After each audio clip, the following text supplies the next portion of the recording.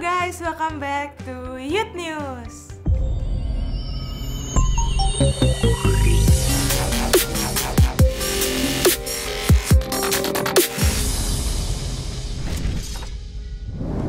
Bagi teman-teman yang minggu depan ingin beribadah secara onsite, dapat melakukan seat booking melalui NDC Apps. Dan bagi teman-teman yang ingin beribadah secara online, ibadah juga tersedia melalui YouTube channel NDC Youth. Ibadah onsite NDC Youth Central Park akan diadakan pada hari Sabtu jam 4 sore di APL Tower lantai 8. Dan untuk ibadah onsite NDC Youth Living World akan diadakan pada hari Minggu jam 11 siang. Persembahan dapat dilakukan melalui OVO, ShopeePay, GoPay dengan cara scan QR Code yang ada di layar kaca atau yang ada di kursi depan kalian.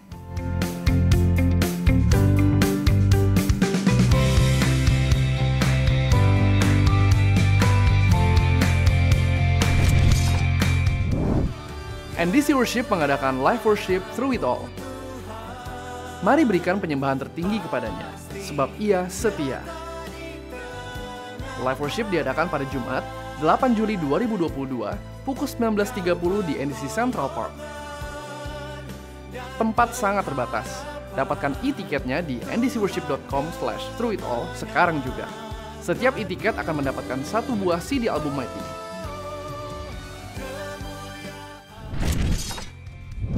Bagi teman-teman yang ingin ikut melayani di NDC Youth, telah dibuka pendaftaran dalam bidang news.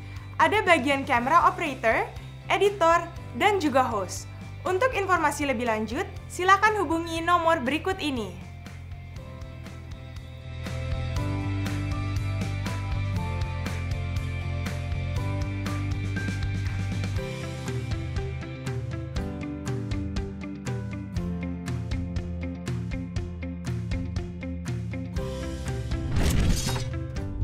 Sekian Youth News minggu ini. Stay safe and God bless you.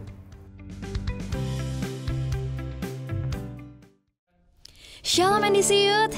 Yeay, kita berjumpa lagi di ibadah online NDC Youth. Aku yakin dan percaya dimanapun kita berada, kuasa Tuhan tidak terbatas untuk melawat setiap daripada kita. Yuk sama-sama kita bersatu di dalam doa. Tuhan Yesus, kami sangat bersuka cita dan sangat bersyukur sore hari ini kami boleh berkumpul lagi untuk beribadah Tuhan. Kami tahu, kami yakin dan percaya dimanapun kami berada, kuasa-Mu nyata Tuhan untuk melawat setiap daripada kami. Sore hari ini kami mau bawa penyembahan kami Tuhan yang tulus dari hati kami, dan biarlah penyembahan kami ini Tuhan boleh menyenangkan hati-Mu. Sama-sama yang siap untuk menyembah Tuhan, kita katakan amin. Mari sama-sama kita datang untuk menyembah Tuhan. Kami mau tinggikan nama-Mu Yesus.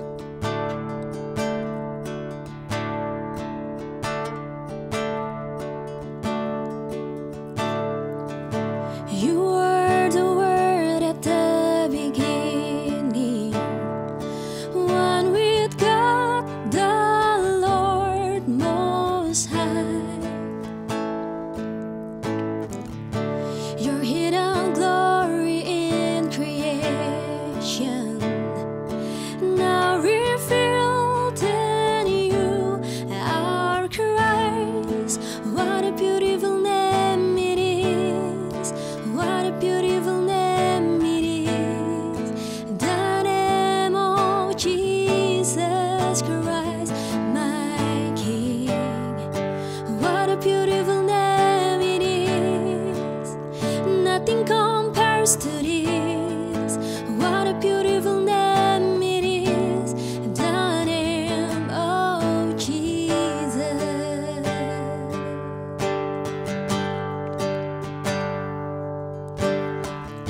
You didn't want heaven without us.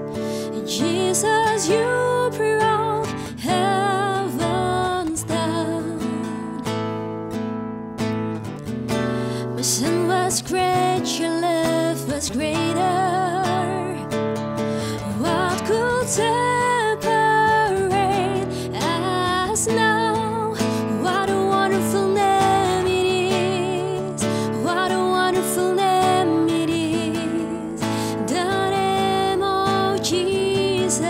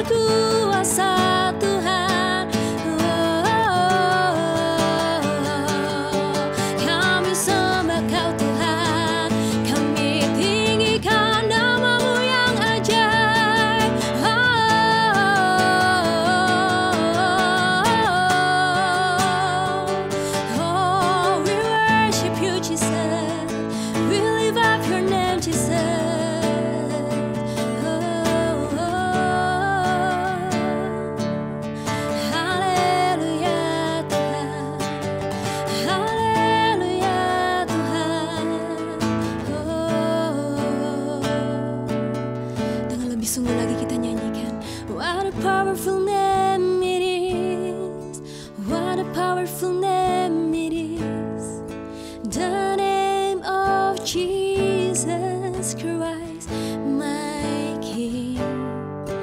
What a powerful name it is. Nothing can stand against. What a powerful name it is.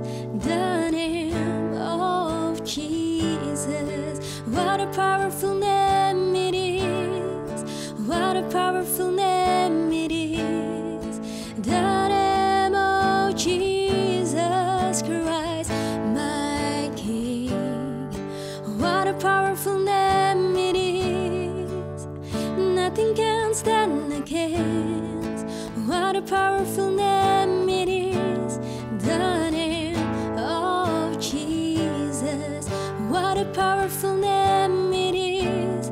The name of Jesus.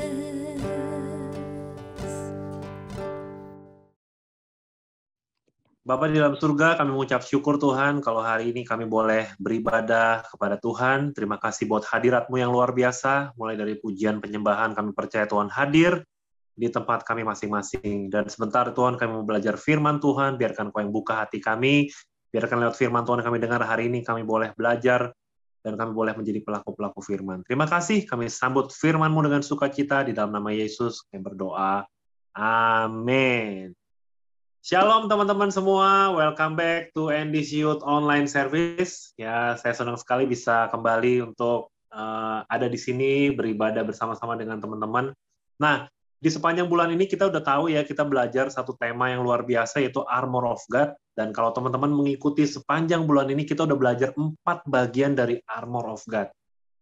Nah, hari ini kita mau belajar 2 bagian terakhir dari Armor of God. Tapi bukan saya yang sampaikan, hari ini ada 2 circle leader dari NDC Youth yang akan menyampaikan 2 poin ini. Yang pertama ada circle leader Ferry. Shalom. Dan yang kedua adalah circle leader Erika. Halo. Aduh, apa kabar nih dua-duanya nih? Luar By the way, biasa. kita kompak nih ya, bajunya hitam semua nih ya. Betul. Koko gimana kok Oke. kabarnya? Oh, baik ya. Semuanya sehat ya, teman-teman semua juga ya. Nah, Ferry, Erika, kita udah nggak sabar nih untuk belajar 2 bagian terakhir. Nah, kita mulai aja langsung ya. Di bagian pertama nanti akan dijelaskan oleh Erika. Silakan Erika, kita siap belajar. Oke, jadi terima kasih untuk kesempatannya, Koi. Aku di sini bisa bawain sharing.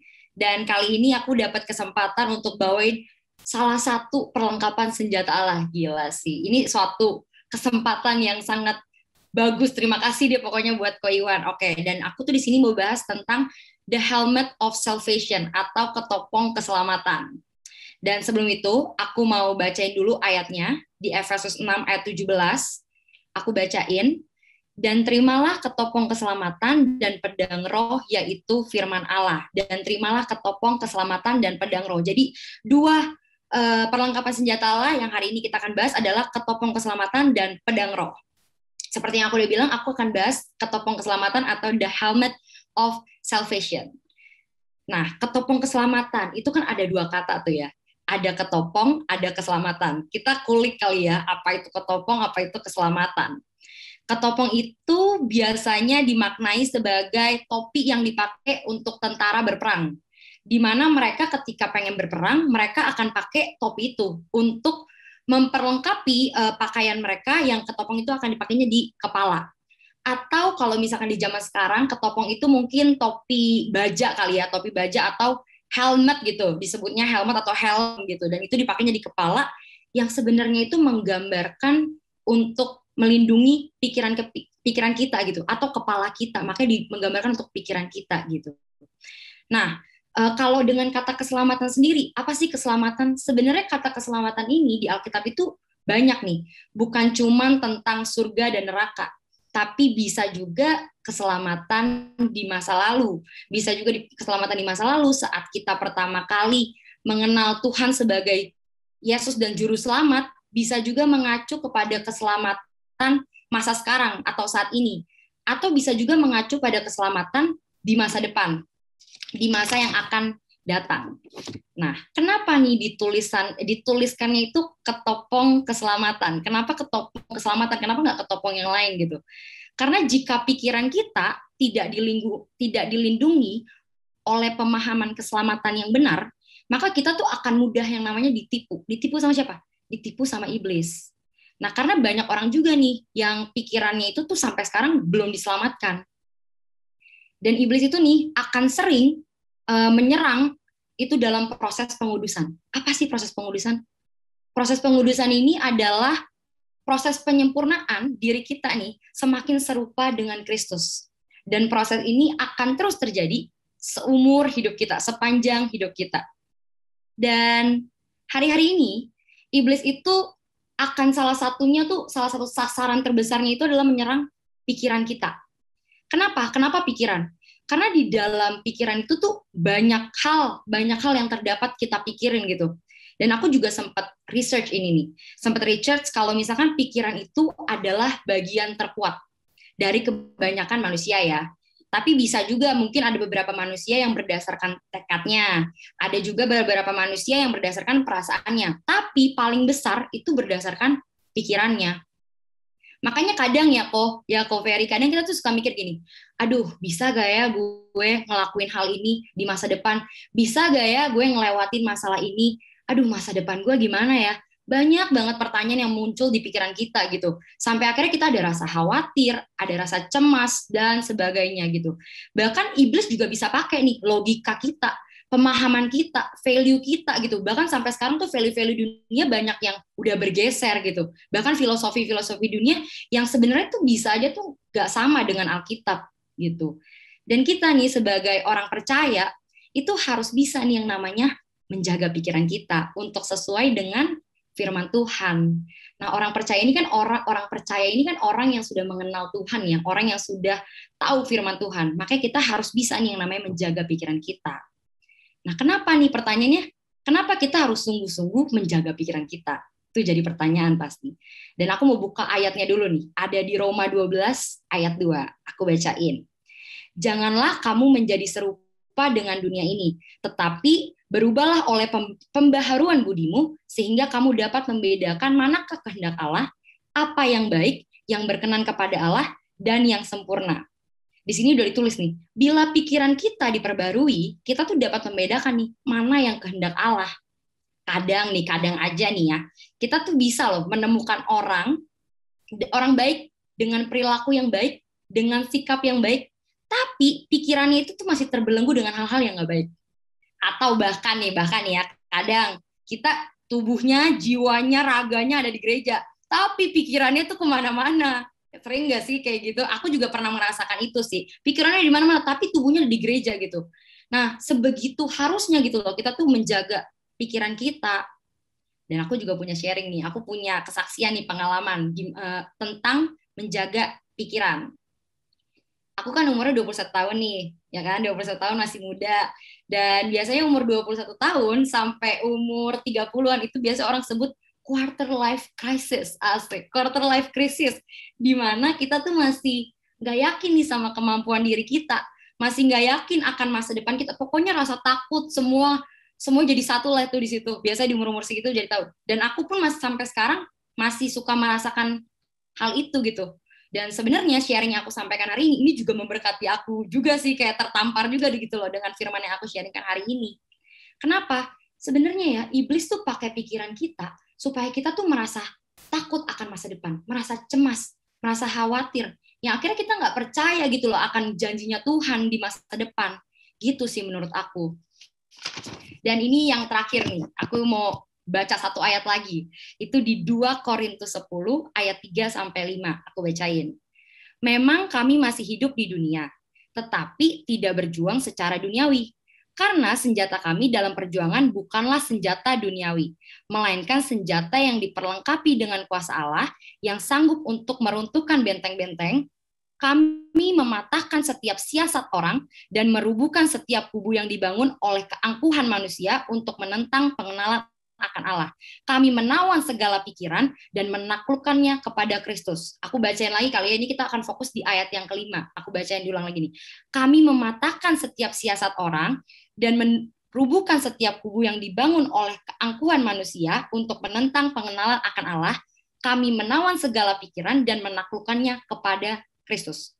Dari ayat ini sebenarnya iblis juga bisa serang kita loh. Melingkupi apa? Melingkupi siasat orang, melingkupi benteng-benteng, kubu yang dibangun oleh angkuhan manusia untuk pengenalan akan Allah. Dan cara mengalahkannya gimana nih? Cara mengalahkannya gimana? Ada juga di ayatnya, kami menawan segala pikiran dan menaklukkannya kepada Kristus. Jadi caranya adalah dengan kita menawan atau kita mengikat atau kita fokus kita segala pikiran kita dan menaklukkannya semuanya kepada Kristus gitu. Nah, muncul lagi nih pertanyaan, gimana sih caranya biar kita tuh bisa mendekatkan atau menaklukkan pikiran kita kepada Kristus? Ya dengan cara kita mendekatkan diri kita dengan pertemuan-pertemuan rohani.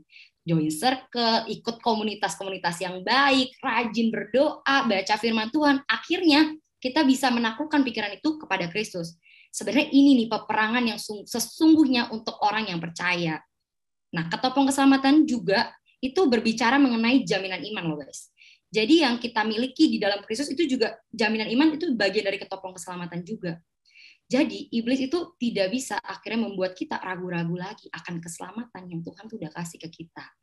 Jadi ayo kita pakai ketopong keselamatan kita agar kita terjaga nih pikirannya dari si iblis ini. Gitu sih Koko dari aku. Waduh, luar biasa banget Erika. Thank you banget ya. Ini helmet of salvation. Berarti itu menggambarkan ketopong menjaga pikiran kita ya. Di mana hari-hari mungkin kita banyak bisa diombang-ambingkan ya. Jadi kita harus mengarahkan pikiran kita kepada Kristus. Waduh, luar biasa banget nih. Terutama tentang keselamatan ya, supaya kita boleh terus menjaga nih semuanya. Wah, pasti teman-teman belajar banyak nih. Nah, kita langsung aja. Kita mau sekarang belajar bagian yang terakhir. The Sword of the Spirit. Nanti disampaikan oleh Ferry. Silakan, Ferry. Oke. Jadi tadi Erika luar biasa ya udah sampaikan tentang helmet of salvation gitu kan. Dan kali ini gue akan bahas soal pedang rohnya, karena nggak lengkap, nggak afdol kalau nggak ada si pedang roh ini. Kita baca sekali lagi dari ayat utamanya di Efesus 6 ayat 17, gue bacain. Dan terimalah ketopong keselamatan dan pedang roh, yaitu firman Allah. Di sini bukan ditulis pedang katana, bukan ditulis pedang samurai, bukan ditulis pedang repir atau pedang apapun lah yang ada di kepala kalian. Tapi di sini ditulis jelas, yaitu pedang roh, yaitu firman Allah. Sehingga ini adalah senjata roh, dan lu tidak akan bisa menggunakannya tanpa adanya roh di dalam diri lu. Atau lu bisa mencobanya, tapi lu nggak akan berhasil.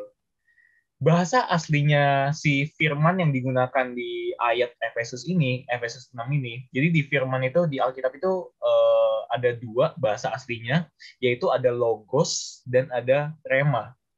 Apa bedanya? Logos itu artinya firman Allah yang tertulis. Jadi Alkitab yang kalian baca, yang kita baca, yang kalian baca saat kalian pegang buku fisiknya, itu Alkitab logos, atau Alkitab yang kalian baca digital itu Alkitab logos gitu kan. Nah, kalau rema itu apa? Rema itu adalah firman yang diberikan oleh Roh kepada kita. Bahasa gampangannya itu seperti pewahyuan lah, merupakan bimbingan dari Roh Kudus untuk situasi tertentu yang sedang kita hadapi. Jadi ini juga kenapa disebut pedang roh, karena Roh Kudus akan membimbing kita, dan dia akan membimbing kita itu kepada yang namanya kebenaran. Dia nggak pernah mengatakan sesuatu yang nggak sesuai dengan kitab suci. Jadi itu alasannya kenapa lu nggak bisa menggunakan pedang ini tanpa adanya roh di dalam diri lu. Karena lu akan menggunakannya itu ke dalam ketidakbenaran. Lu akan gagal paham dalam menggunakannya. Dan itu akan malah jadi batu sandungan gitu buat orang lain. Kan kita nggak mau ya. Tentunya kita mau ada Roh Kudus di dalam diri kita dapat rema yang tadi, kita dapat pewahyuan, dan kita bisa menggunakannya dengan firman Allah. Yohanes 14 ayat 26 dituliskan begini, tetapi penghibur, yaitu Roh Kudus, yang akan diutus oleh Bapa dalam namaku, dialah yang akan mengajarkan segala sesuatu kepadamu, dan akan mengingatkan kamu akan semua yang telah kukatakan kepadamu. Dari minggu-minggu lalu juga kita udah belajar gitu, dari beberapa beberapa armor of God gitu kan, kita udah belajar gitu bahwa kita itu sedang berada di dalam pertempuran rohani gitu. Di dalam setiap hari kehidupan kita. Saat kita lagi bangun tidur, saat kita mau berangkat kerja, kuliah, sekolah, bahkan saat kita pulang ke rumah, mau istirahat pun, itu masih dalam peperangan rohani. Percaya nggak percaya, itu masih dalam peperangan rohani gitu. Dan itulah alasannya kenapa Roh Kudus ini jadi satu hal yang penting untuk membantu kita win the battle.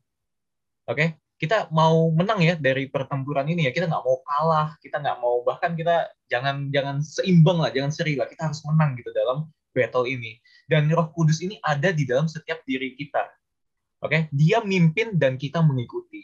Dia akan membimbing kita dalam setiap aspek kehidupan kita, mulai dari pikiran kita, perasaan kita, rencana kita, keinginan kita, bahkan semua aspek kehidupan kita. Itu ada Roh Kudus.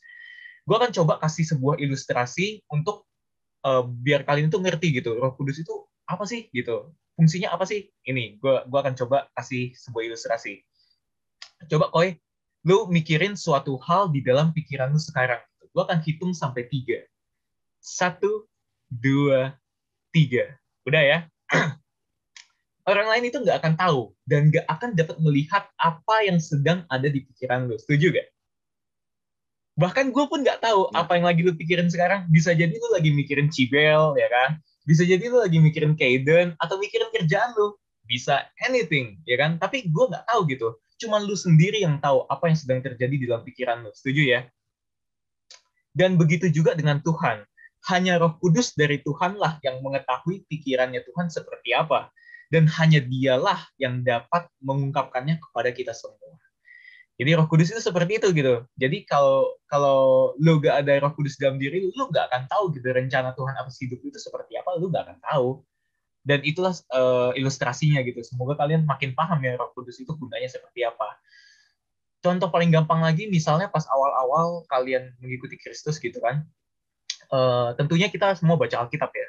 Dan kita mungkin pernah berhenti di suatu perikop atau suatu ayat yang kita sulit gitu memahami ayat ini tuh bahas tentang apa. Padahal sebenarnya meaningnya sederhana gitu, tapi kita nggak paham-paham. Oke?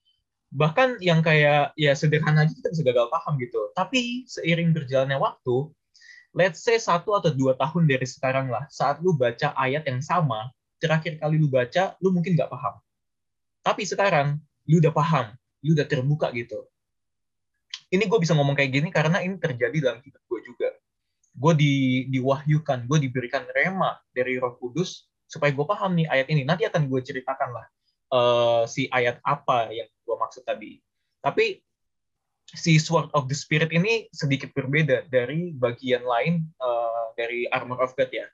Dari beberapa minggu lalu yang kita udah bahas juga, mostly Armor of God itu for defense, buat perlindungan. Yes, betul, si pedang roh ini buat perlindungan juga, untuk melindungi kita dari melawan si jahat gitu ya. Tapi dia juga ada untuk attack, dia ada untuk menyerang juga. Kalau kita pernah main game perang atau game taktik gitu kan, kalian pasti pernah dengar quotes ini, the best defense is a good offense. Oke? Tapi kalau lu defense mulu, kagak nyerang-nyerang, ya sama aja, lu gak akan menang gitu. Jadi lu perlu juga untuk counter attack. Kita harus bisa counter attack juga. Counter attack dari apa? Dari hal-hal yang nggak benar, dari hal-hal yang nggak sejalan dengan firman Tuhan. Dan kita lawan itu semua dengan pedang roh ini gitu, yaitu firman Allah. Ada satu ayat di 2 Korintus 12 ayat 10, karena itu aku senang dan rela di dalam kelemahan, di dalam siksaan, di dalam kesukaran, di dalam penganiayaan dan kesesakan oleh karena Kristus. Sebab jika aku lemah, maka aku kuat. Ini adalah salah satu ayat yang dulu pas gue baca, gue nggak paham-paham nih. Ini ngomongin apa sih? Kenapa si Paulus, ini perikopnya itu tentang Paulus gitu kan, di mana dia dikasih duri dalam daging, dan dia itu minta Tuhan itu buat cabut duri dalam daging itu, supaya dia ya terlepas aja dari sakit itu gitu kan. Dia sampai minta Tuhan sampai 3 kali gitu. Gue sampai bingung, kok Tuhan nggak mau cabut ya si duri dalam daging ini? Padahal Paulus begitu luar biasa dalam pelayanannya. Gue cuma bisa ngebayangin bahwa misalnya si duri dalam daging ini dicabut dalam diri dia, apakah pelayanan dia akan lebih luar biasa lagi gitu. Dan lebih membagongkannya lagi, yang bikin lebih bingung lagi, itu adalah kata-kata yang ini, sebab jika aku lemah, maka aku kuat. Bingung nggak lu? Orang dunia kalau mikir ini pasti bingung. Sebab jika aku lemah, maka aku kuat. Awalnya gue nggak ngerti. Sampai suatu momen, gue lagi sakit, gue lagi rawat inap di rumah sakit, lagi doa mesbah keluarga gitu kan. Tiba-tiba ayat ini terlintas di kepala gue, dan gue langsung segera buka Alkitab, gue langsung segera baca keseluruhan perikop itu. Dan gue dapetin satu hal ini, dan gue akan share ke kalian semua gitu. Apa sih artinya itu? Jadi artinya adalah saat lu berada di luar sana, lu nggak tahu mau hubungin siapa, lu nggak tahu mau ajak bicara siapa, lu nggak tahu siapa yang lu bisa percaya, apa yang harus lu lakukan, lu nggak punya semua jawaban itu. No one cares about you. Itulah waktu yang tepat untuk lu panggil Tuhan. Itulah waktu yang tepat untuk lu balik sama Tuhan. Dan percayalah, Roh Kudus ada di momen itu bersama lu juga. Oke, kita pasti gak luput lah dari yang namanya kelemahan. Semua manusia pasti punya yang namanya kelemahan. Tapi Roh Kuduslah yang akan memberi kita kekuatan yang kita butuhin untuk mengatasi itu semua.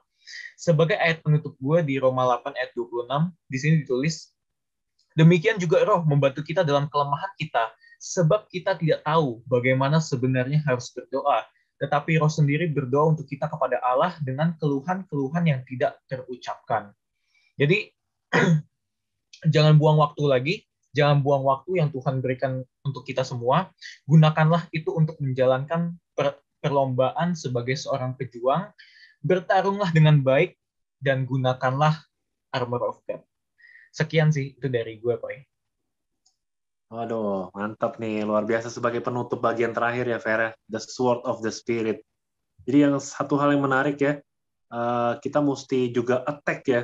Jadi luar biasa tuh, kalau kita bertahan terus, kalau nggak attack ya kita nggak bisa menang. Dan salah satunya kita bisa attack lewat firman Tuhan ya. Tentunya tadi Ferry juga ada bahas tentang Roh Kudus, bagaimana Roh Kudus yang akan mengingatkan kita, menguatkan kita. Makanya kita juga nggak boleh lupa terus bersekutu sama firman ya Ferry ya, supaya kita punya senjata-senjata terus nyerang lewat perkataan firman Tuhan nih. Amin. Tuh, thank you banget buat Erika sama Ferry. Saya percaya hari ini teman-teman semua yang belajar, yang dengerin sharing hari ini juga terberkati. Dan kita sudah melengkapi ya tema kita di bulan ini, Armor of God. 6 bagian kita udah belajar. Dan semoga kita bisa memenangkan peperangan kita setiap hari dengan mengenakan Armor of God. Yuk kita sama-sama berdoa teman-teman. Bapak di dalam surga, terima kasih buat hari ini. Kami sudah selesai mendengarkan firman Tuhan. Biarkan Roh Kudus, Kau yang menyempurnakan, Kau yang membuat kami lebih memahami. Dan biarkan Tuhan mulai saat ini, kami boleh mengambil komitmen untuk mengenakan armor of God. Kami tahu Tuhan, peperangan kami bukan melawan darah dan daging. Dan kami mengalami peperangan setiap hari. Karena itu buat kami lebih mengerti, buat kami lebih memahami. Dan kami ingin mengenakan armor of God setiap hari, supaya kami boleh keluar sebagai pemenang. Terima kasih Bapak, Engkau berkati setiap anak-anak muda di NDC Youth dan setiap teman-teman yang mendengarkan firman Tuhan hari ini. Tuhan berkati. Terima kasih ya Bapak. Kami tutup ibadah hari ini. Di dalam nama Yesus kami sudah berdoa dan mengucap syukur. Haleluya. Amin. Oke semuanya teman-teman, kita udahin dulu ya Fer ya. Erika, sampai jumpa ya teman-teman ya. Happy weekend. Yang mau circle, happy circle. Semuanya, God bless you. Bye-bye.